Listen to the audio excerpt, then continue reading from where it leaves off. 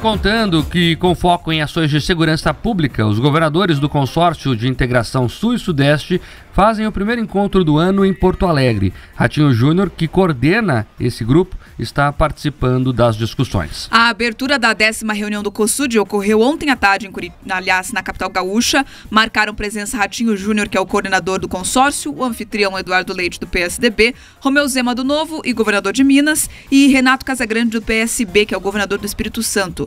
Tarcísio de Freitas, do Republicanos, governador de São Paulo, e Cláudio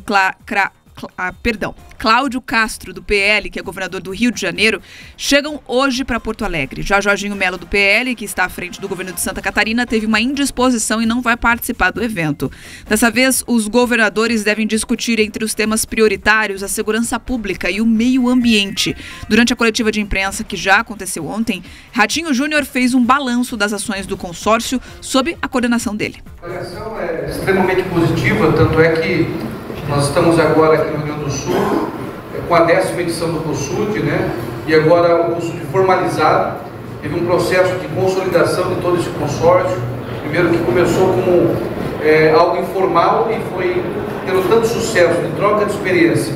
Não só entre os governadores, que obviamente é muito importante as reuniões que fazemos, mas pelo time de secretariado, corpo técnico, a troca de experiência entre as universidades, academia, ciência, tecnologia, que nós avançamos inclusive na consolidação, na formalização do consórcio. Vamos aproveitar o COSUD do Rio Grande do Sul para fazer o estatuto desse nosso consórcio, justamente para que ele possa ter regras muito claras, né, da gestão, do que pode ser feito através dos estados, em todas as áreas de troca de experiência e também de convênios, né, compras, enfim, aquilo que o consórcio nos permite dentro da lei.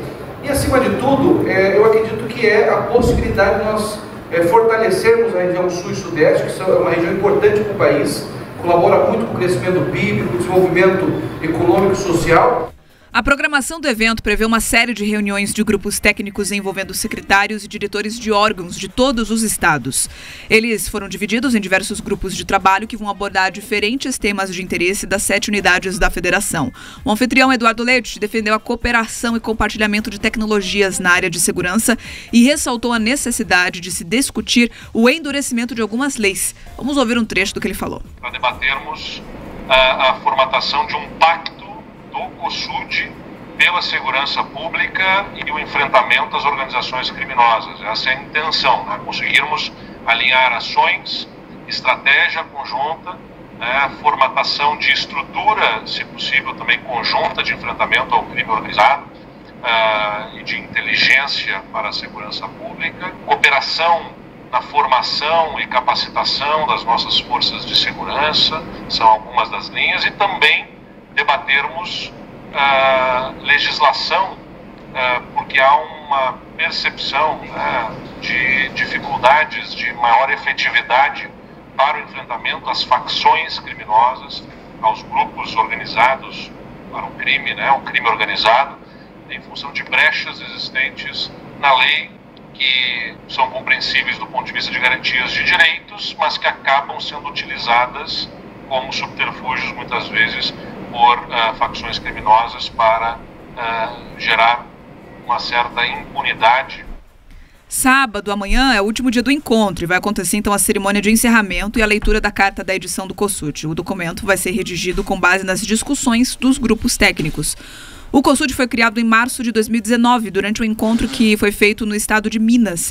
Desde então, os governadores promovem uma ampla discussão sobre pautas estratégicas para o desenvolvimento das regiões sul e sudeste do país. Reunião importantíssima. É essencial que os estados do sul e do sudeste conversem.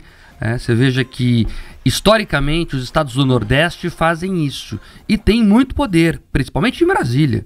Só você contar quantos presidentes do Congresso Nacional foram do Nordeste e quantos foram do Sul e do Sudeste.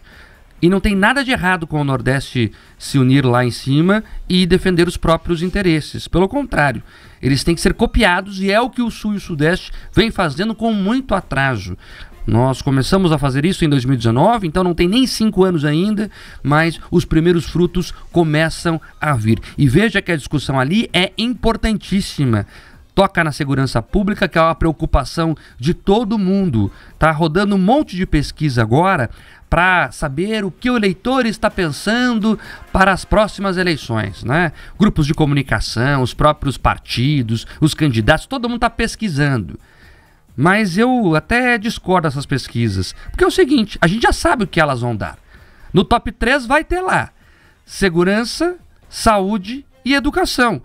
Eu aposto aqui com quem quiser se qualquer pesquisa não vai trazer pelo menos 2 desses itens entre os 3 primeiros. Então a segurança é uma preocupação das pessoas e é disso que nós temos que falar. Sim, é preciso fazer com que a lei seja cumprida, endurecer o combate ao crime, e os estados do Sul e do Sudeste começam a falar disso quando a gente vê uma certa letargia do governo federal no combate ao crime organizado. Eu lembro a vocês que os 2 maiores grupos criminosos do Brasil, né, as 2 maiores facções criminosas do Brasil, estão no Sudeste, estão no Sul e no Sudeste.